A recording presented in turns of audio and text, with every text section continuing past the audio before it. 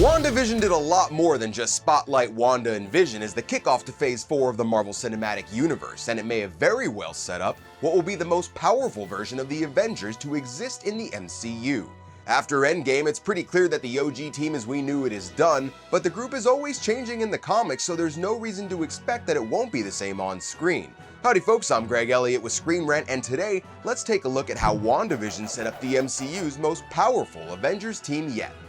We need a response team. The Avengers initiative was shut down. This isn't about the Avengers. As it became evident that Agatha Harkness was the main antagonist of the show, we also saw Wanda finally and officially become the Scarlet Witch. But WandaVision also helped set up a few key characters for the MCU going forward, like Monica Rambeau, who thanks to Wanda became an enhanced individual herself, as well as White Vision, who after getting his memories back, sets him up to once again be a part of the MCU.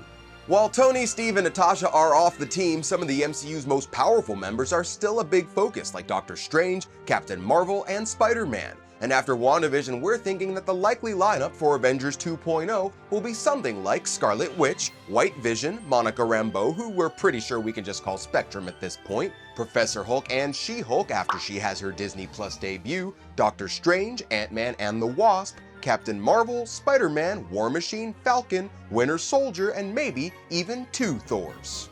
It's called the Revenges. Revenges? Because I'm getting revenge. What do you want revenge? I'm just undecided. Okay, so they probably won't be calling themselves the Revengers, but this new team would outdo the original Avengers because in comparison, there are way more powered players this time around.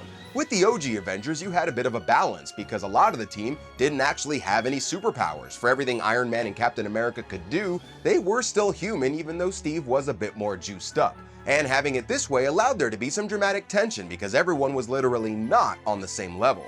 Okay, look, the city's flying. We're fighting an army of robots. And I have a bow and arrow.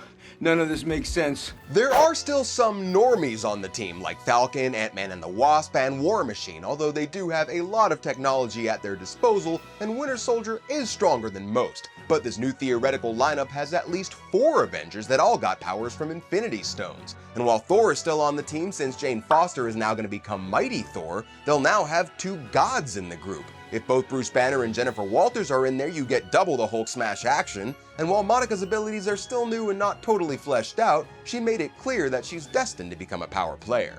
And even though we don't know where White Vision took off to yet, if he's called back then that gives the Avengers yet another force to be reckoned with. Carol Danvers and Mr. Doctor have already well demonstrated how capable they are. Sam and Bucky might be doing their own solo team thing now, but we wouldn't count them off the roster either. And Spider-Man, whose powers seem to expand in every film he's in, will also be a huge asset. Well, that is if Sony lets him on the team. You did a good job. Stay down. I'm good, I'm fine. Stay down. No, he's good. I gotta get him back. You're going home or I'll call Aunt May. With all of these superheroes and the amount of powers they have, you can see how this easily becomes the MCU's Ultimate Avengers lineup, which means that the next big bad is going to have to be somebody incredibly powerful to stand a chance against them. So while it might be some time before we get another proper Avengers movie, WandaVision has laid a bunch of the groundwork and we can't wait to see where Phase 4 and 5 take us. So make sure you keep coming right back here to Screen Rant for all the best Marvel news and info, and until then, I'm Greg Elliott, thanks for watching, and I'm out of here. See ya.